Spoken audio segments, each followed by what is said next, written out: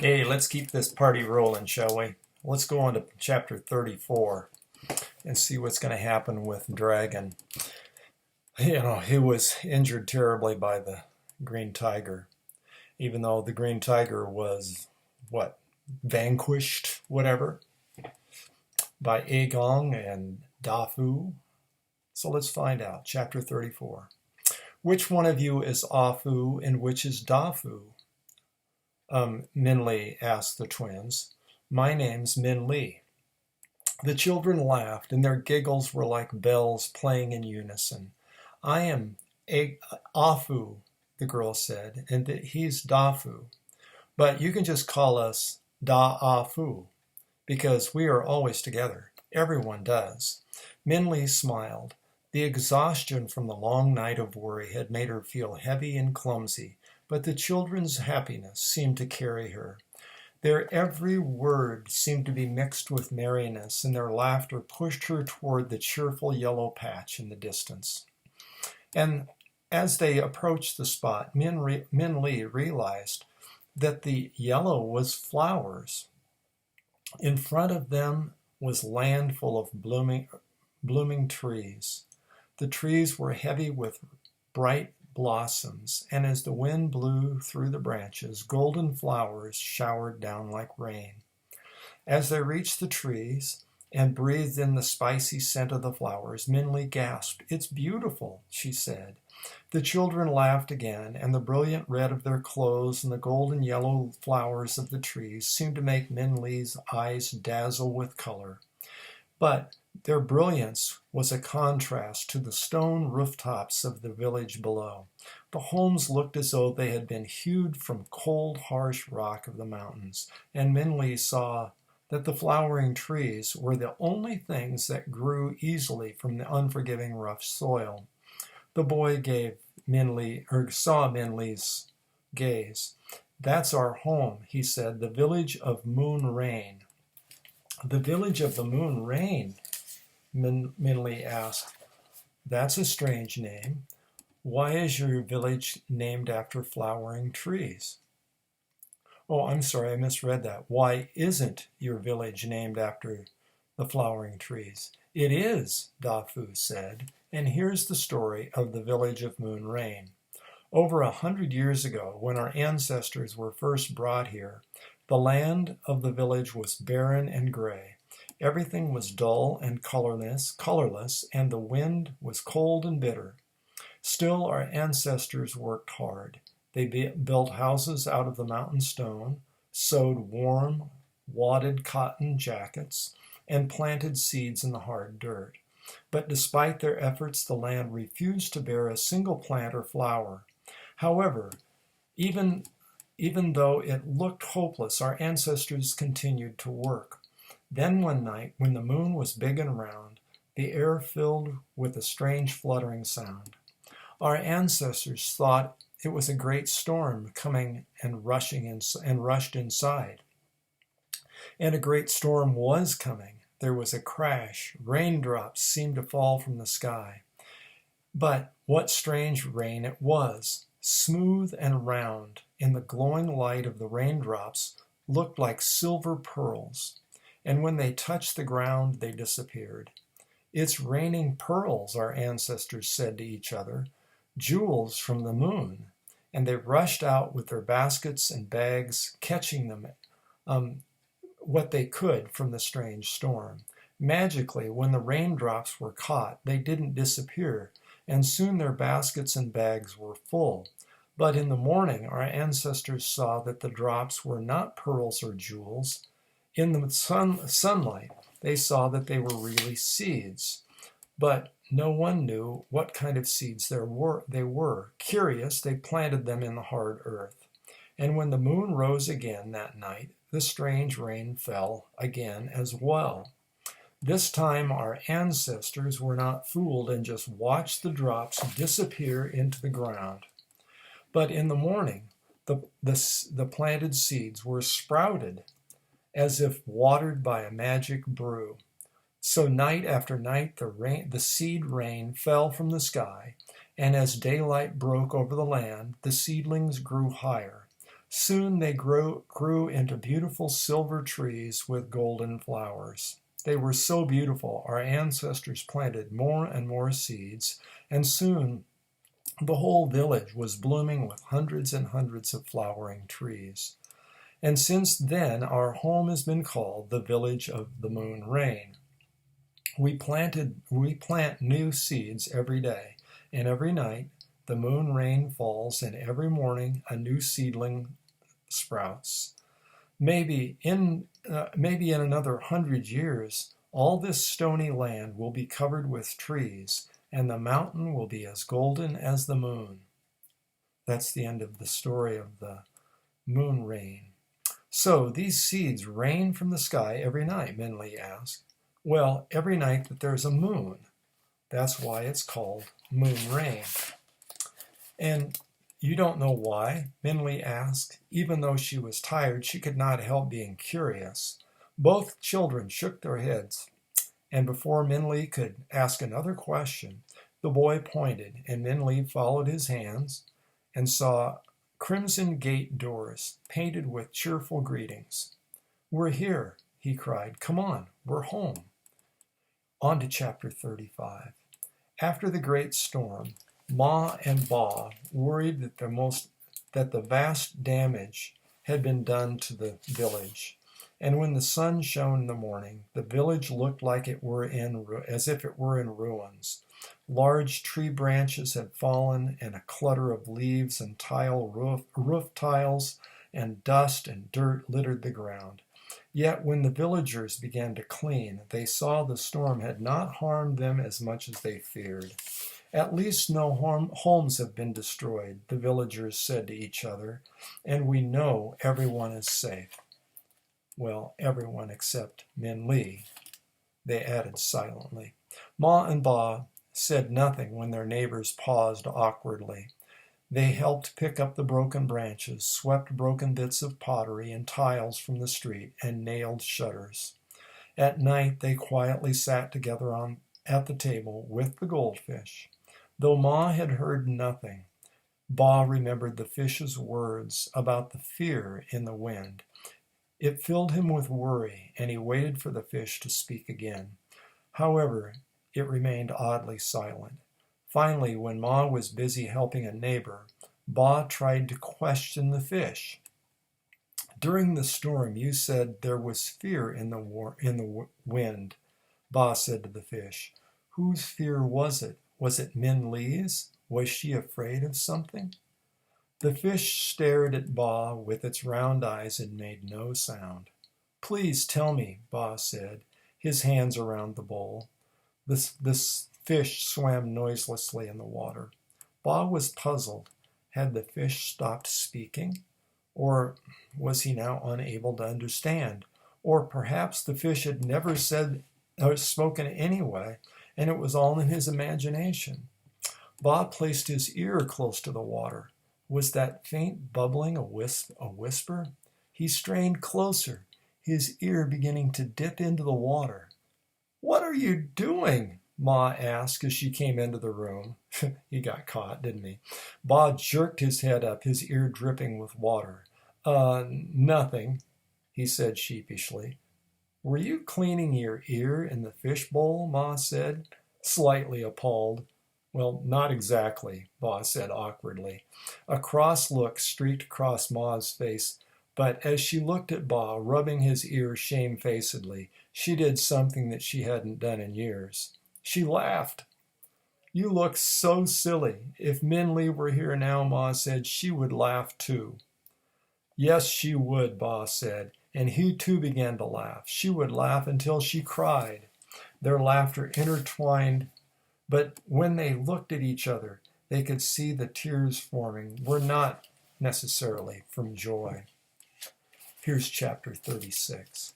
Minli was so tired that she could barely remember what happened when she entered the village. She hardly remembered the clamor of people gathering around them and the loud cheers that Da-Ah-Fu told about when Da-Ah-Fu told about the destruction of Green Tiger. And she vaguely remembered the big, soft hug of an elderly woman who pushed her inside a welcoming house.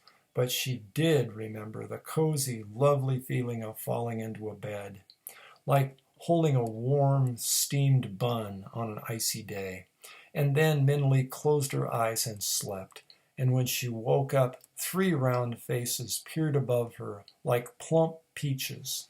They were Dafu, Afu, and Ama, their grandmother, each of the children dressed in their red wadded cotton outfits.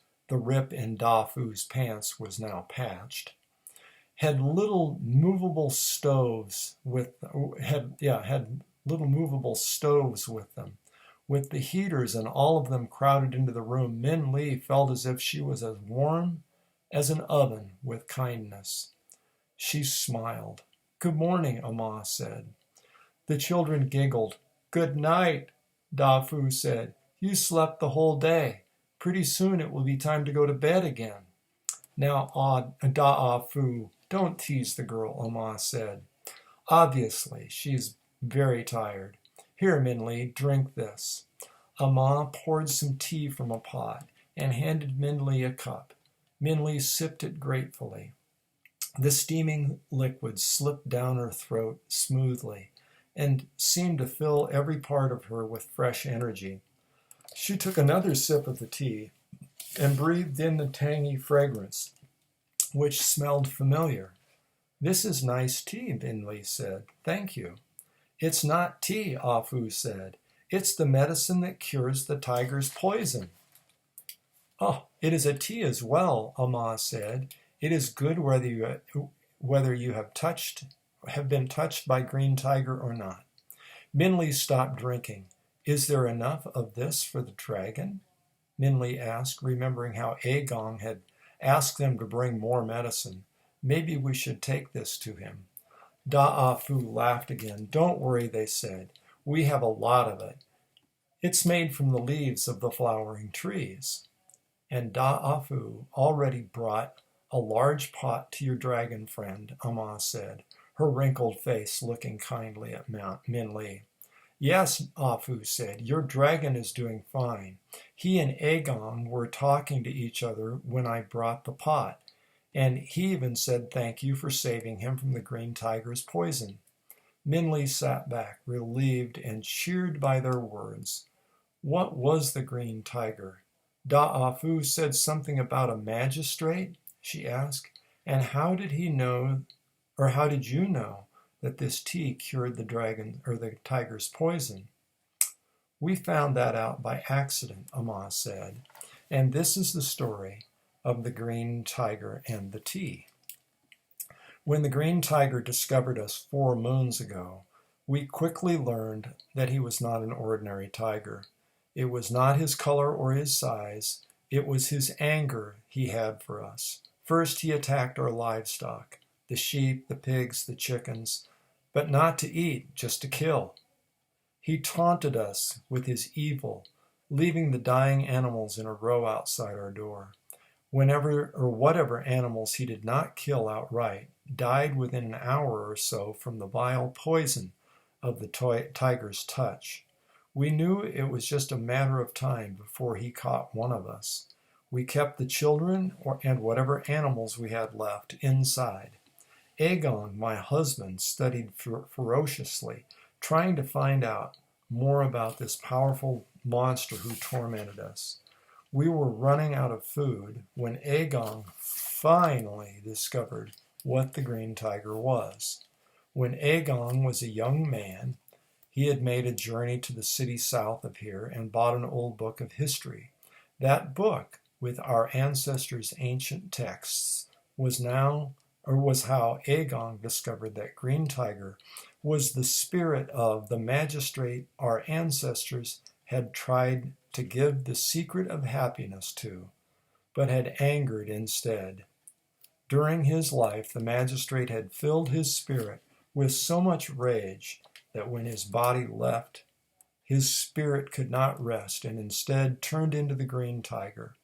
Agong learned that the Green Tiger searched for all those he felt had wronged him. The tiger would punish us for his imagined offense, and then, when he felt the punishment was complete, destroy us. Afterward, he would find others who had wronged him and punish and destroy them as well. Who knows how many people he hurt before he came to us? Perhaps we were lucky he only found us 4 moons ago. In desperation, the men tried to form a hunting party to try to kill the tiger, but the green tiger was too powerful for us. Our swords and staffs were shattered by him. The hunting party returned, half of the men carrying the other half, and almost all injured. The women and children, we tried to nurse the injured, but they kept getting sicker and sicker from the dragon's poison, and I began to despair. Though it had not worked on any of the animals in the past, I thought perhaps hot water would wash away the poison from the wounds. So even though it was dangerous, I left the house to get water from the well. Just as I returned, I saw the tiger. He was standing in front of the gate, doing something peculiar. He seemed to be arranging things. I kept a far distance behind the trunk of a flowering tree. He soon finished, and I left, and left, not noticing me. As soon as he left, I carefully rushed to the gate. The tiger had left a strange array of objects. There was a piece of broken vase with a moon on it, a mangled child's jacket, and 2 deep claw marks scratched into the stone. I knew it was a message, but what did it say? The only person who would know would be Agong. But he was sick and dying from the tiger's poison. My eyes filled with tears, and I rushed inside. It was hard for me to keep from crying, and I was blinded by my own tears. So it was only when the fragrance filled the air that I realized that the water I was boiling had leaves from the flowering trees in it. They must have fallen in while I was hiding from the green tiger. It was too dangerous to go and get more water. Everyone was horrified that I had gone out at all. So I used the hot leaf water to clean Agong's wound, and like magic, the poison began to melt away. I couldn't believe it. I gave Agong some leaf water tea to drink, and immediately his hoarse breathing was soothed and his face relaxed. Quickly we used the tea on all the men, and by the time the last injured man was given the tea, Agong was sitting up in his bed with Da'afu at his side. I was a fool, he said to us. I should have known we could not fight the green tiger with more anger. We just add to his power that way. His anger is his strength, but it can also be his weakness. His anger can blind him, and that is when he is vulnerable. Maybe if I can find who angered the magistrate the most, I can. You are definitely recovering. I had to smile. Already you are making plans, but why don't you rest for now? No, Agong waved away my concerns. I must learn more. Immediately, before the green tiger does more damage. I knew then that Agong needed to see the green tiger's message right away. Da'afu and I wrapped him in blankets and supported him as he hobbled to the gate. Agong looked grave as he examined the objects, and just as I thought, he knew right away what it meant. What is the green tiger saying? Afu asked. It says if we give him 2 children every month, he will leave us in peace, Agong said. This is the start of his punishment for us, the way we are to pay penance for our ancestors. How does it say that? Dafu asked. 2 claw marks next to a child's clothes means he wants 2 children, and the vase is a symbol of peace. The moon on it means every month. So he offers us a month of peace for 2 children, Agong said. It matters not. We will not sacrifice even a baby pig to him. And that ends the story. But Afu and I had other ideas, Dafu said, interrupting. After Agong had found out that the person who angered the green tiger the most was his own son, he was a king, and he had banished the magistrate tiger from his kingdom, we made a plan.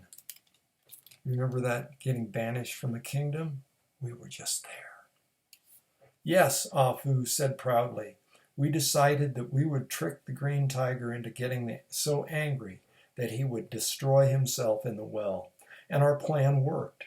It was all a plan that we did not approve of or agree on, Amma said, shaking her head again, even though she could not help smiling affectionately.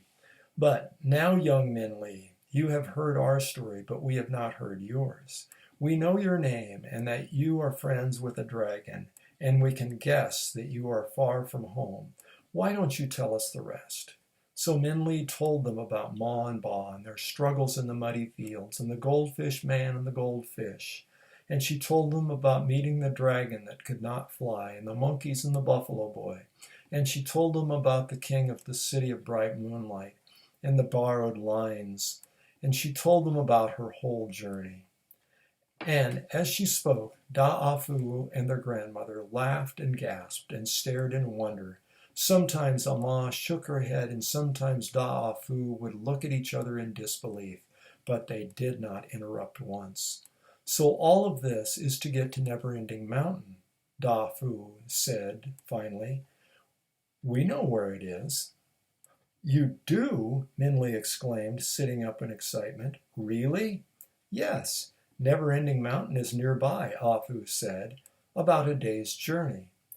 Min Li looked at them in shock, and no words could come out of her mouth. A day's journey? After all their days of traveling, Min Li couldn't believe what they were saying, that they were so close. As soon as your dragon friend is well, Amma said, Da'afu will take you there, and then you can return to your parents. Min Li smiled gratefully, but as she looked at their comfortable, round, pink faces, how both Afu and Dafu leaned against their grandmother with devotion, and how she rested her hands on their heads with tenderness, Min Li suddenly thought of Ma and Ba, and a wave of longing washed through her, and a dryness caught in her throat that the tea could not moisten. Later.